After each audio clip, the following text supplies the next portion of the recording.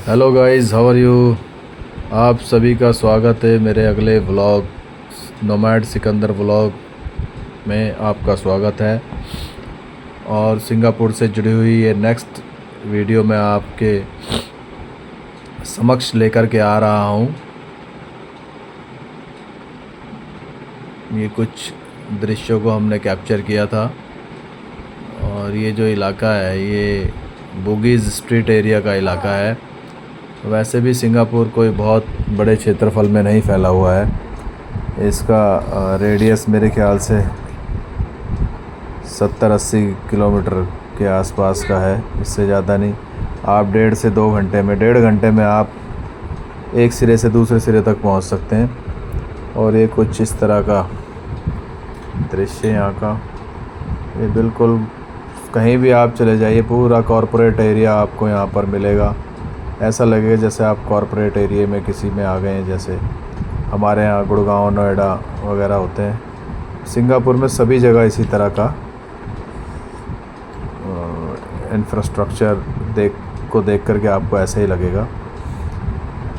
बाकी जो स्ट्रीट्स वगैरह हैं वहाँ पर कुछ अलग सिंगापुर का अलग कल्चर देखने को मिलेगा अगर आप अंदर की तरफ चले जाओगे। वैसे तो पूरा ही अर्बन एरिया ही है। यहाँ पर जो रूरल एरिया बहुत ही ज़्यादा कम है, मेरे ख्याल से 2 या 3% होगा। बाकी पूरा सिंगापुर अर्बन डेवलप एरिया है। और गांव भी यहाँ पर मेरे ख्याल से एक आखिरी गांव बचा है बस सिंगापुर के अंदर। वो इन्होंने एक हेरिटेज के तौर पर उसको बचा करके रखा हुआ है। तो अदरवाइज़ तो यहाँ पर सभी गांव शहर में तब्दील हो चुके हैं। और देखिए पूरा सारा यहाँ पर सिस्टमेटिक है हर चीज़। ट्रैफिक वगैरह कितना कंट्रोल्ड और वेल मैनर्ड। यहाँ पर फाइन्स बहुत ज़्यादा होते हैं, अगर ज़रा सा आपने चूक करी तो फिर दुर्घटना, सावधानी हटी दुर्घटना घटी वाली बात है भाई यहाँ पर। और ये है सिंगापुर का सुप्रीम कोर्ट। कितना भव्य, कितना आलीशान। ये पूरा जो येलो कलर की जो बिल्डिंग आपको नज़र आ रही है, ये सिंगापुर का सुप्रीम कोर्ट है। तो इसमें एंट्री का कुछ मुझको आइडिया नहीं था और ना ही मैंने कोशिश करी। पता नहीं क्या रूल रेगुलेशंस वगैरह। ये रास्ता जो है ये सीधा आपको मरलाइन पार्क की ओर लेकर के जाता है। मरलाइन पार्क के साथ में ही वॉकिंग डिस्टेंस पर ही ये सुप्रीम कोर्ट वगैरह। जैसे कि मैंने पहले बताया आपको कि सिंगापुर कोई बहुत बड़ी कंट्री नहीं है। ये सिंगापुर एक कंट्री भी है और इनका कैपिटल भी सिंगापुर ही है। ये एक ही शहर है, बस इसको आप कंट्री कह लो या कैपिटल कह लो, जो मर्जी आप इसको कह सकते हो। ये नॉर्थ ब्रिज का ये रास्ता है। तो ये मैं चारों तरफ से आपको दिखा रहा था। ये है सुप्रीम कोर्ट यहाँ का। बहुत ही शानदार बना हुआ है। बाहर से इतना अच्छा लग रहा, तो अंदर और ज़्यादा जाना कोशिश तो करनी चाहिए थी वैसे, क्योंकि ये आखिरी डे था हमारा आज का यहाँ सिंगापुर का। इसलिए मैंने ज़्यादा टाइम वेस्ट ना करते हुए जो ज़रूरी वीडियोस थी वही कैप्चर करी हैं सिर्फ। और ये सारा आपको देखने से सिंगापुर इसी तरह से आपको लगेगा। चारों तरफ बड़ी बड़ी ऊंची इमारतें, साफ़ सुथरे रोड, वेल मैनर्ड ट्रैफिक और वेल डिसिप्लिन्ड यहाँ के लोग। तो ये आपको कुछ एक चीज़ें हैं कॉमन जो आपको पूरे सिंगापुर में देखने को मिलेंगी। ये बसेस देखो, इस तरह से डबल डेकर बसेस यहाँ पर चलती हैं। Low floor double decker buses. और इन्होंने बहुत अच्छा डिज़ाइन किया हुआ है अपनी कंट्री को। गाड़ियाँ आपको यहाँ पर एक से एक देखने को मिल जाएंगी। एक से एक गाड़ियाँ यहाँ पर वर्ल्ड फेमस कार्स, जैसे रोल्स रॉयस वगैरह, पोर्शे वर्शे तो खैर इतनी वो नहीं। रोल्स रॉयस मैंने देखी यहाँ पर। ये देखो सामने खड़ी हुई है बिल्कुल। अभी मैं दिखाता हूँ। ये शायद मेरे ख्याल से अभी मैं दिखाऊंगा उस तरफ लेफ्ट हैंड साइड पर वो खड़ी हुई है सामने, वो लेडीज़ जो जा रही है उस तरफ रोल्स रॉयस खड़ी है। मैंने पहली बार देखा रोल्स रॉयस को रोड पर चलते हुए। करीब 7-8 करोड़ की गाड़ी है स्टार्टिंग प्राइस इसका।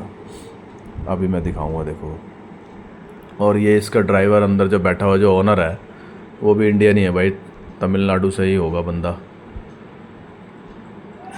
ये देखो, और ये अकेला बंदा ड्राइव कर रहा है, ये ओनर ही लग रहा था मेरे को। ये है रोल्स रॉयस।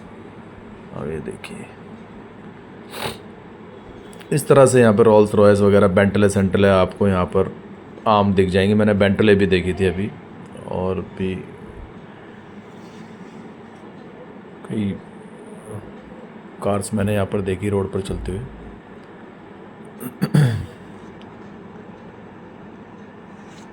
तो ये है सिंगापुर भाई। इन्होंने बहुत ही खूबसूरत, बहुत ही स्ट्रक्चर्ड अपनी कंट्री को इन्होंने बनाया है। बहुत स्ट्रक्चर्ड कंट्री है इनकी, बहुत ही ज़्यादा खूबसूरत। और कहीं आपको कूड़ा करकट या किसी तरह का इनडिसिप्लिन किसी भी मैनर में आपको सिंगापुर में देखने को नहीं मिलेगा। ये ख़ासियत है, यही वजह है कि सिंगापुर मतलब मोस्ट फेवर्ड नेशन के रूप में उभर करके आया है। इसका पासपोर्ट दुनिया का सबसे स्ट्रॉन्गेस्ट पासपोर्ट माना जाता है। 198 कंट्रीज़ में विदाउट वीज़ा एक्सेस आपको मिलता है। 198 कंट्रीज़, 200 कंट्रियाँ हैं मेरे ख्याल से जो रिकॉग्नाइज्ड कंट्री हैं यूएनओ में। उनमें से 198 कंट्रीज़ में आप विदाउट वीज़ा एंट्री कर सकते हैं, और मेरे ख्याल से 90 या 120 डेज़ तक स्टे कर सकते हैं। ये ताकत है। देखो छोटी सी कंट्री है, 50 लाख की आबादी है, 1 से 1.5 करोड़ टूरिस्ट यहाँ पर हर साल आता है। हर साल का है, हर साल 1 से 1.5 करोड़, कभी 2 करोड़ टूरिस्ट यहाँ पर आ जाता है। कहीं भी आप कैमरा घुमा लो, आपको कहीं ऐसा लगेगा ही नहीं कि भाई सिंगापुर में देखिए ये चीज़ गलत है, ऐसा नहीं दिखा पाओगे। मैं बहुत चला हूँ इस पर, पैदल बहुत चला हूँ मैं, क्योंकि फैमिली के साथ था, ज़्यादा चल नहीं पाया। अगर मैं ग्रुप्स में फ्रेंड्स वगैरह के साथ होता तो मेरे ख्याल से बहुत पैदल चलता, क्योंकि पैदल चलने का ही मज़ा है यहाँ पर भाई। और वैसे नहीं अपने व्हीकल्स वगैरह जो आप एंजॉय पैदल चल करके इसका कर पाओगे ना, वो वैसे गाड़ी फाड़ियों में नहीं कर पाओगे। इस तरह की बिल्डिंग्स, रोड, साफ़ सफाई, ये जो है आपको सभी जगह देखने को मिलेगी। ये भी एक सिंगापुर का मेरे ख्याल से ये भी उसके आसपास का ही इलाका है, मुझे ध्यान नहीं है। ये देखो यहाँ पर ये बंदा ना, ये सिगरेट पी रहा है। अब इसको सिगरेट पीना है, ठीक है, ये सिगरेट ऐसे चलते फिरते नहीं पी सकता, पहली बात। दूसरी बात, इसको ऐसी जगह ढूंढनी होगी जहाँ डस्टबिन के साथ एस्ट्रे भी रखी हो। अब ये डस्टबिन कम एस्ट्रे है, ये जहाँ ये बंदा खड़ा हुआ है, अभी मैं दिखाता हूँ। ये 2, 4, 5 मिनट जैसे भी आपको, जब तक आप स्मोकिंग करते हो आप यहीं खड़े होकर के करोगे।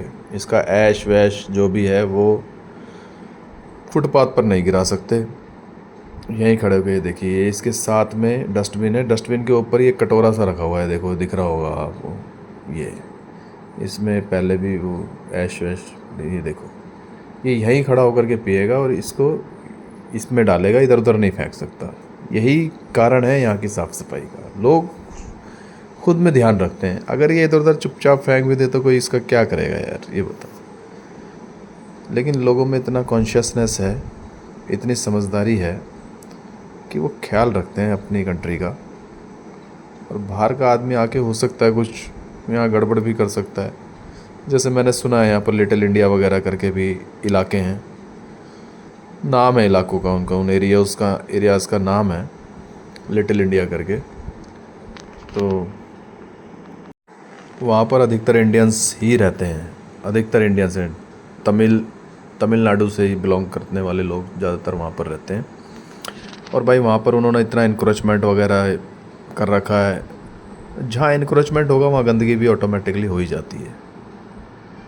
तो हमारा जो इंडियन है, पाकिस्तानी है, बांग्लादेशी है, ये लोग कहीं भी जाते हैं वहाँ के तौर तरीक़ों को ना अपनाते हुए अपनी वो करते हैं, अपनी चलाते हैं। दूसरी कंट्रियों को जाके ख़राब करना और अपनी आदतों से बाज ना आना, ये इनका वो है। इसीलिए यही कारण है कि अभी आप देखिए यूएस वगैरह से भी कितना निकाला जा रहा है इंडियंस वगैरह को, और इंडियंस ज़्यादा उसके अंदर मुलव्विज़ हैं। इस तरह की गतिविधियों में इंडियंस ज़्यादा इन्वॉल्व है। भाई तुम जहाँ आओ, जिस देश में आओ, उसके हिसाब से आपको चलना पड़ेगा। आप ऐसा नहीं कर सकते कि भाई इंडिया में हम जैसे रहते आए थे वैसे यहाँ भी, तो ऐसे कोई रहने नहीं देगा। फिर आपको उनकी कंट्री, उनके रूल रेगुलेशन, उनके कल्चर के हिसाब से, मैं कल्चर को भी कहूँगा, उनके कल्चर को भी आपको थोड़ा बहुत अडॉप्ट करके चलना पड़ेगा। क्या फ़र्क पड़ता है यार, किसी के रंग में रंग जाना, उसमें क्या हो गया, कोई ज़्यादा दिक्कत कोई आती है? वो इस तरह से आपको अलाउ नहीं करता कोई भी। और यहाँ तो सिंगापुर की बात करूँ तो यहाँ फ़ाइन्स बहुत ज़्यादा हैं। मैंने पढ़ा है, डाटा वाटा भी देखा है मैंने। वो डेटा के अंदर मैंने देखा भाई 10-10 हज़ार डॉलर में फ़ाइन है। 10-10 हज़ार, 15-15, 20-20 हज़ार डॉलर फ़ाइन। आप देखिए इतना तगड़े तगड़े फ़ाइन है। मतलब 20,000 डॉलर का मतलब 10 लाख रुपए से ऊपर हो गया, 12 लाख रुपए। इतना फ़ाइन आपको देना पड़ता है छोटी छोटी गलतियों पर। ऐसी कोई बन जाती है यार कोई चीज़ें कंट्री। वो कहते हैं आप रहो हमारे यहाँ, खाओ पियो, काम करो, कुछ करना है तो स्टडी करनी है तो स्टडी करो, लेकिन उनका जो रूल रेगुलेशन है उसको आपको फॉलो करना पड़ेगा। उनकी जो चीज़ें पहले से चलती आ रही है उसको मेंटेन करके चलना पड़ेगा। यहाँ गाड़ियाँ आप देखो, स्क्रैच नहीं मिलेगा, गंद नहीं मिलेगा। गंदी गाड़ियों पर बैन है, गंदी गाड़ियों पर चालान हो जाते हैं यहाँ पर। अगर आप गाड़ी गंदी, जैसे हम तो जैसे मर्ज़ी उठा करके चलते बनते हैं, ऐसा सिंगापुर में नहीं। ये मेरे ख्याल से नहीं, ये मुझे ऐसा लगा जैसे सुप्रीम कोर्ट की बिल्डिंग आ गई, वो नहीं। ये यहाँ का राफेल हॉस्पिटल है।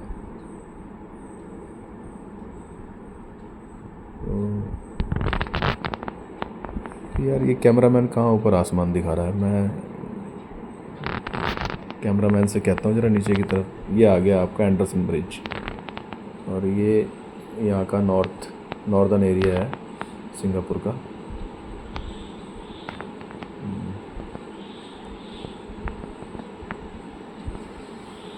तो बहुत ही खूबसूरत है, बहुत ही, आपको इतना मज़ा आएगा, वैल्यू फॉर मनी लगेगा। आपको लगेगा ही नहीं कि भाई इतना पैसा आपने यहाँ आके खर्च कर दिया, ठीक है, आपको लगेगा ही नहीं।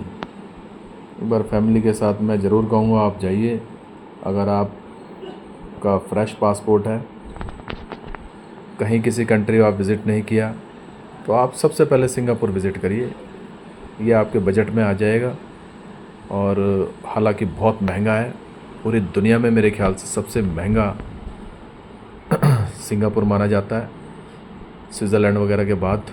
स्विट्ज़रलैंड हो गया और लग्जमबर्ग वगैरह के बाद, न्यूयॉर्क सिटी के बाद मेरे ख्याल से सिंगापुर सबसे महंगा एरिया है। लेकिन मुझे कुछ ऐसा ज़्यादा ख़ास, या तो फिर मैंने एक्सप्लोर थोड़ा सा कम किया होगा इस वजह से, क्योंकि कई चीज़ें ऐसी भी हैं कि वो आपके प्राइस में आ जाती हैं। हाँ, सस्ता बिल्कुल नहीं है, ये नहीं कहूँगा कि सस्ता है, सस्ता नहीं है, लेकिन क्वालिटी टेबल है। आपको लगेगा वैल्यू फॉर मनी आपको महसूस होगा। तो ये सब था इसके अंदर यार। अगर ये वीडियो आपको अच्छा लगा हो तो इसको लाइक करें, चैनल को सब्सक्राइब कर दें। तो न्यू नोटिफिकेशन